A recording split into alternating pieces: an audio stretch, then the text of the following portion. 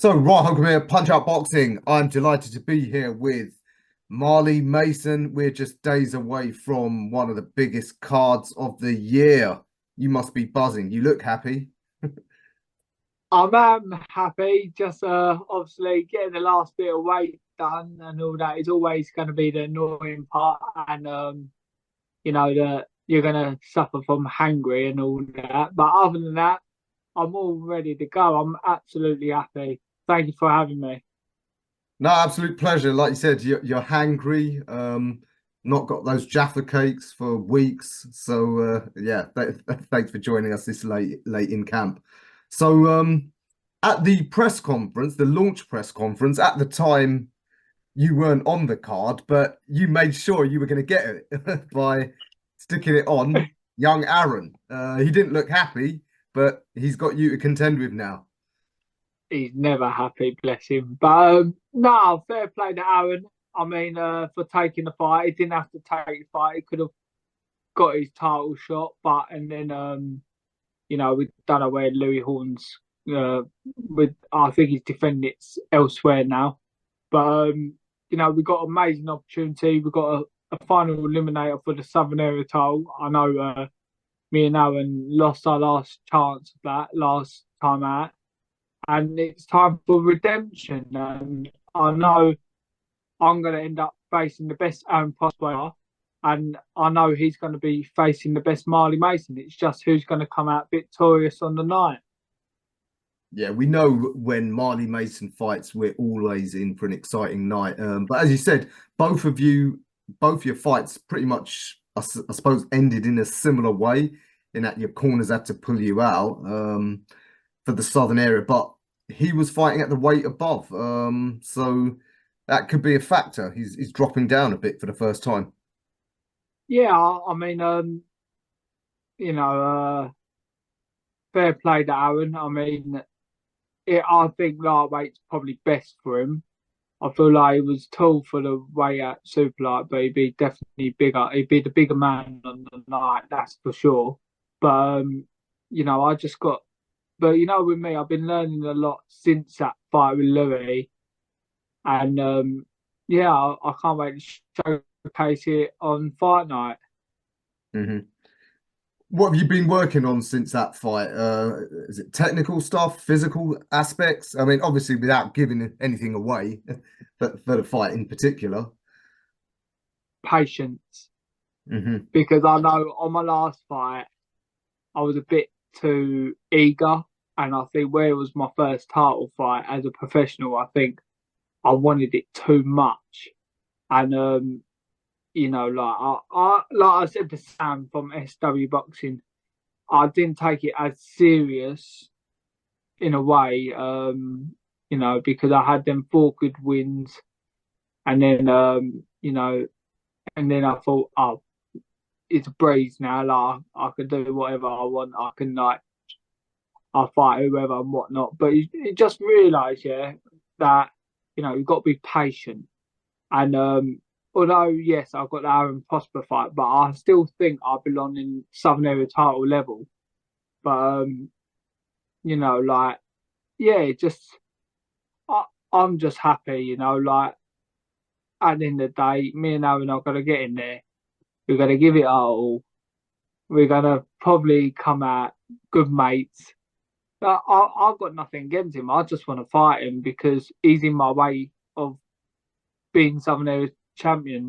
So yeah, I'm excited. I'm excited. I'm like, I can't put in the words. That's why I'm stuttering so much because I'm so happy for Nielsen and John Fontaine and 14 to put me on the show. They didn't have to, but I'm over the moon. Well, it shows John and Mark Nielsen, they know an exciting fight when they see one. So you've earned your place there. It's interesting you said there that you've got to learn that patience. It's worth remembering you're only 6 fights into your pro career. Aaron's had double the Yeah, number of fights of you as you have, and yet there you are already fighting for titles and eliminators. So yeah, you've had a very steep learning curve, I think it's fair to say. I think I had a steep one since turning over. I mean, I didn't have much amateur background. I only had 3 fights, and unlicensed, I had 9 fights. Kickboxing, I had near enough almost 100 fights, and kickboxing is not really the same as boxing. But if you put it all together, boxing wise, I only had just under 12, 13 fights. But like as an amateur and unlicensed fighter, but in the pro career, like I done really well so far. Went against Dos Santos on my first fight, 8-3 boy. Went against Dal Tafuma, who was coming out from two fight win streak as a journeyman, and a winning record journeyman as well. And Casey Brandon, very skilled, and to be fair, Casey Brandon very awkward as well, and very hard to stop, but we managed to stop him. And then Jeff Aye, like, but honestly, what a legend he is, and got a draw with him, and then lost to ABA champion, really. So if you really put it in perspective, I've done really well in this pro game so far, from not really knowing much about boxing to Southern Area Challenger, and now Southern Area title eliminator. So I've done all right. You've done incredible. As you mentioned, your debut was a guy with a winning record. Tapfuma's as you said, one of the most dangerous journeymen. He actually can beat prospects when he feels like it. Your last two guys, I mean, Louie and Jeff. We saw Jeff just a fortnight ago almost turn over one of Matchroom's top prospects, and he did that at short notice. And you just went in straight with him. Incidentally, did you watch Louie and Jeff's fight? The two guys you fought, they then fought each other. I was front row for that, believe it or not. And to be fair, I said it to Sam as well, and I said, you know what? I thought Jeff won that. I thought Jeff won that fight. And a lot of people agree with me. A lot of people probably won't agree with me. But, I felt like he was the more pressure fighter, and he landed a lot of shots. Yeah, he got wobbled a couple of times by Louis. But I thought Jeff was at least 2 rounds ahead. And me and Sonny Hardy was scoring that. And when he went to Louis, I wasn't shocked in a way because he was the home fighter. So, unless you knock them out cleanly, and then decision's always going to be a bit tight with the home fighter. But look, listen, both guys are amazing fighters, and I think once I get past Aaron, and then I would love to run it back with either of them. Yeah, both would be absolute bangers. So hey, look, you could have a freeway menage a trois going on between you. I mean, we could do a KSI and that Slim and what's that? Oh, them YouTube fight thing. Might as well do that. But as you said, yeah, you got a serious proposition ahead of you, Aaron. What do you make of him as a fighter? He's a good boxer technically. I mean, I doubt it'll be a war like you had with your last two guys. It might be a lot more of a sort of a chess game, a bit more of a puzzle for you to solve. Yeah, definitely. I think it's a great fighter. I think he'd be my toughest fight to date for sure. Every fight I take is a tough fight. So Aaron Prosper's definitely a good name to get by when I do beat him. So just got to be, like I said, patience is the key for this fight. I mean, I'm not going to rush my work because Aaron is a good boxer, and I feel like if I rush my work, I'll get hit with unnecessary shots, and I don't want to do that. I want to be different this time, and hopefully on fight night it will showcase my skills. So yeah, as you pointed out, I mean, against Louis you showed you got a hell of a chin, and against Jeff for that matter, but sometimes you can get an injury even if you're not particularly hurt, which and then you got to be pulled out, or the doc or whatever has to pull you out. So yeah, and you Yeah. don't want to take too many shots in this game anyway, do you? No, of course not. I mean, I showcased that I got the heart, I got the chin, and I'll just bite down on my gum shield and throw till the end. It will take a lot to get me out of there. And although, to be fair, on the fight with Louie, the only reason why my trainer pulled me out is because there was two lumps at the back of my head and my right eye was sort of like wobbling about and it was signs of concussion. So, Mhm. um, it was safe to do. Well, my trainer saved my life, and I said it time and time again. And yeah, I'm just happy for that moment because now we worked on stuff that we never worked on before, and yeah, I mean, here we are today, fight week yet again, 0-2 Indigo, and against a better opponent. And once I get past him, and then if we do have to rematch with Lou, you see a different side of me then as well. Sure. That said, you don't.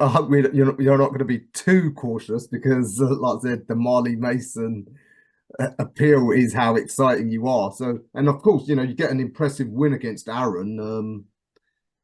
The lightweight division, it's hot. One of these prospects, one of the big promoters might say, "Hey, look, we need someone who can,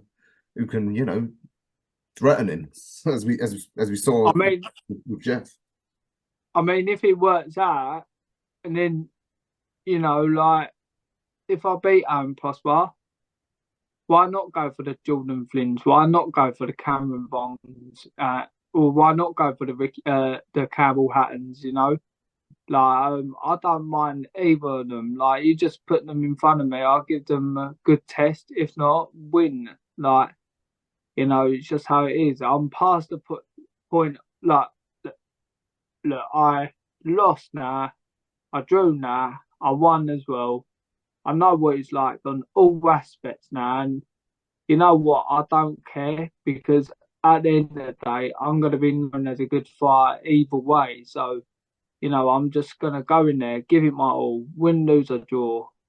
At the end of the day, I'm going in there and I could be the champion, I could be not, but I know I'll be the people's champion. Tell you what, I would.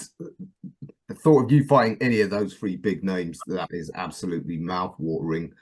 Um, but of course, yeah, the show on Saturday, a big platform screened on FightZone, and they've revealed some big news. They're doing this UK v US show in Texas in October. I'm hearing that if some of you guys put on a good showing, this Saturday, some of you might get picked for England against the USA.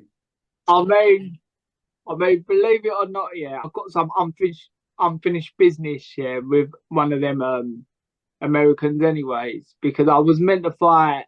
What's his name? James Wilkins or something like that. I was meant to fight him at the O2 Indigo, but then he didn't want to fight me. So maybe we can run it in Texas. Maybe you know who knows? Like I'll fight. I know it's one of Roy Jones's boys, but I don't mind having a bit of a scrap with him either. So you just put them in front of me. I just do my best. That's what I love about it. You ain't going to be afraid to know Americans, Mexicans, you name it. You're going to do England and Essex proud, right? Yeah, definitely. You just name them. You name a place. You name a time. You name what weight. I'll be there. And yeah, get on. But let's not focus on them lot. Let's focus on Aaron Prosper Saturday night. So I'm hope him and his team and his family are well. And yeah, let's just see what happens Saturday. And I'm not going to overlook him, definitely not. But let's just see what happens. Absolutely. All right, just to finish, can you give us your prediction for how it goes Saturday night? Um, Marley Mason win, Nielsen win, pack of Jaffa Cake celebrate. The Jaffa cakes alone are worth it. So I cannot wait. I can't wait to give you some. Always give I, you some, don't I I? took your last packet, remember? And I Yeah, scoffed them. I know. You're getting another packet, don't you worry, son. All right, Marley, thank you for your time again. I know fight week, it's always hard to do a lot of talking, so I'll leave it there, let you get back to it, get your rest and hydration, and we will see you Saturday night. Thank you very much. I appreciate that. Thank you.